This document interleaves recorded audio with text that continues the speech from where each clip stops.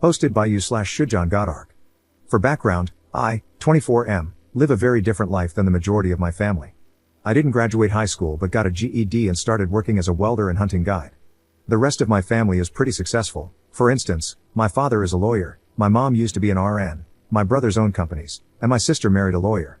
I'm glad my family found success, but they can be very shallow and often put me down for what I do for work. My mom will make comments like, "When are you going to school to get a real job?" or things like that. They didn't want to pay for welding school, so I worked at an auto shop to pay my own way through. They often go on vacations and cruises without me because I won't be able to appreciate the culture or food and other nonsense like that. I love them, but I have been slowly pulling away from them over the last few years since I can tell that we live different lives and they have no interest in sharing theirs with me. Now, my grandfather's brother, Mike, and I have always been pretty close. Mike and I used to go hunting when I was young, and even though Mike also worked in law, he and I shared a love of the outdoors and nature. About a year ago, Mike was diagnosed with cancer and has quickly gone downhill in the last few months. I have taken a lot of time off work to care for him since he is my oldest relative, and no one else wants to take care of a frail, sick old man for some callous reason. His wife died 15 years ago, and he doesn't have any children. He recently asked me if taking care of him was hurting me financially, and I told him that I was cutting back on hours at work, but I loved him more than any of my other family members, so it was my pleasure to take care of him. The next time I visited him, he revealed that he was having his will changed and would be willing his hunting cabin. It's not really a cabin. It's a small single-family home with power and running water on 70-plus acres, to me, along with about $100,000 to get it fixed up and start your life.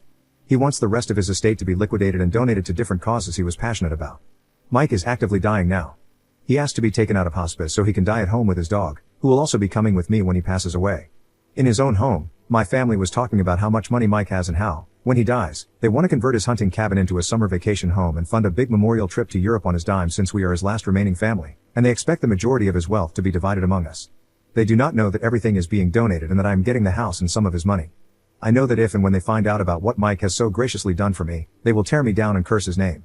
I don't want to be around for the fallout. I plan to set aside some money for renovating the house for full-time use and start a small welding company someday. So, would I be wrong if I cut them out of my life as soon as Mike is gone? Seeing this new greedy side of them has soured me a lot, and I don't know if I can even stand being around them anymore, even though I know that Mike always said your family should be everything to you. First update 4 months later. I figured I might as well provide an update to my original post, so here it is. Mike passed away shortly after my last post. He died peacefully in his sleep. His last waking hours were spent with me, Maisie, and the nurse who was caring for him. He is buried next to his late wife. He lived a good life. Some of his last words to me were, "We had a pretty good run, didn't we?" The issue with the will was hilarious to me and served as a great pain reliever. Mike is always looking after me, even after his death, because watching the fallout in real time was like chicken soup for my grieving soul. Yes, Mike did leave the cabin and money to me. He also left me his guns, his dog and her belongings, his fishing poles and tackle, and a few mementos from over the years. He changed the will 3 years ago and simply never told me or anyone else in the family. He left various trinkets for other members of our family that were pretty on the nose. For instance, he left my father, who spent a long time complaining about the contractors doing work on the house, a bag of old hand tools. My sister got a box of wine glasses. One of my brothers got a drawer full of pens and pencils for your blossoming legal career.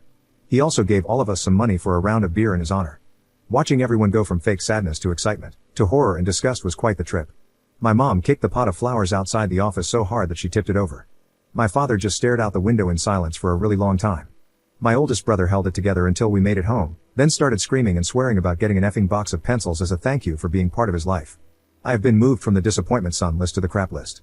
As some of you noted, they weren't exactly angry about the cabin and the money Mike left me, but more so about his larger assets that were being liquidated and donated. That drove them completely insane. The main target of their anger was the primary organization that Mike willed the rest of his estate to, and other than an initial outburst and some snide comments, they seemed to take it in stride. I haven't spoken to them much since Mike's passing and the will issue.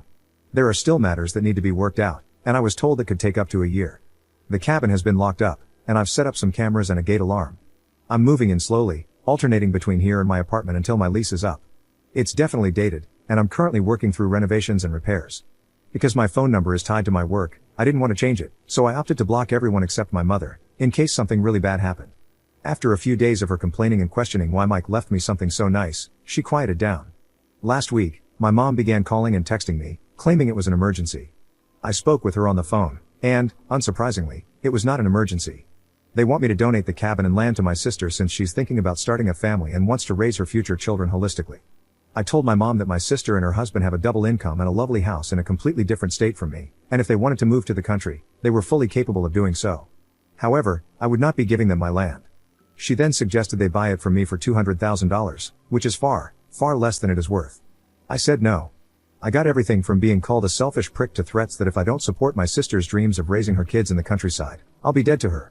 They even said Mike would want me to give the cabin and land over, and they told me, see if we ever do anything for you again, you entitled prick. I feel like hearing those things should have been harder, but it just feels like they're trying to pressure me into giving up what my great uncle willed to me, which made me angry rather than sad. My sister also got on the phone to cry and say it was her and her husband's dream to raise their kids specifically on Mike's land. I did feel bad saying no to her at that moment, but in hindsight, she's never mentioned this before, so maybe it's a new development. Since then, they've been contacting me through email, social media, and other means, hounding me to let my sister have or buy the cabin and land. So, despite my best efforts, the people of Reddit were right once again. I should have gone completely no contact.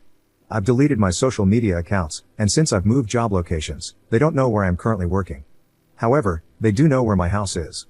Sometime while I was at work, my mom and sister drove over, knocked on the doors, tried to open the side door, and looked in the windows. On my doorbell camera, my mother very clearly tells my sister not to touch anything so he can't sue. I'm thinking of putting up a locking gate. Right now it latches but doesn't lock. Everyone is now blocked, and I'm putting together a list of people who need to be notified of a phone number change since I want to change my number. I'm not really sure how to go about keeping them from walking onto my property. About 2 weeks ago, when I returned to my apartment, my parents were both waiting for me to confront me about how devastated my sister is that her future children won't have the experience of growing up in the country. I'm kind of afraid that they might camp out at the property until I give in. I've put up no trespassing signs, and I hope that's enough. I know one of my brothers drove by a while back because he sent me a picture of the road my house is on. Other than that, I am well, Maisie is well, and Mike is laughing from the grave. I'll stick around a little longer here, and then I'll be logging out of this account permanently.